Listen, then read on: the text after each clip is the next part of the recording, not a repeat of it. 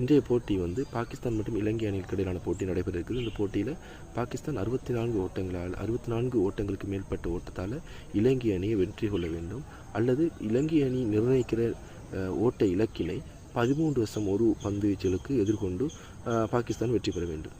எது எவ்வாறாயினும் பாகிஸ்தானை பொறுத்தவரையில் இது ஒரு கடினமான இலக்காக இருக்கலாம். எங்களை பொறுத்தவரையில் இலங்கை ரசிகர் சார்பில் எங்களுக்கு இலங்கை அணி இன்றைக்கு தோற்க வேண்டும்.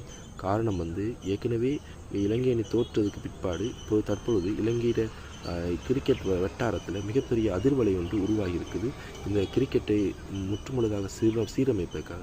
எனவே இந்த போட்டியில் இலங்கை வெற்றி பெற்றால் அப்போ இந்த விஷயங்கள் வந்து மறக்கடிக்கப்பட்டும்.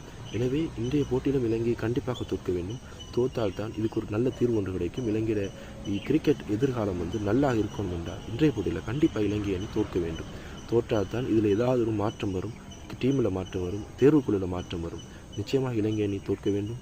அது பாகிஸ்தான் உட்செல்லாதும் பாகிஸ்தான் பிரச்சனை. ஆனால் இலங்கை அணி இன்றைக்கு தோற்றால் மட்டுமே இலங்கை அணியிட தேர்வுக்குழுக்குள்ள ஒரு சிறந்த ஒரு தலைமைத்துவம், சிறந்த ஒரு தேர்வுக்குழு உருவாகிறதுக்கு சில சந்தர்ப்பங்கள் இருக்கலாம். பார்க்கலாம் இந்த போட்டி எவ்வாறு அமைப்பது என்று.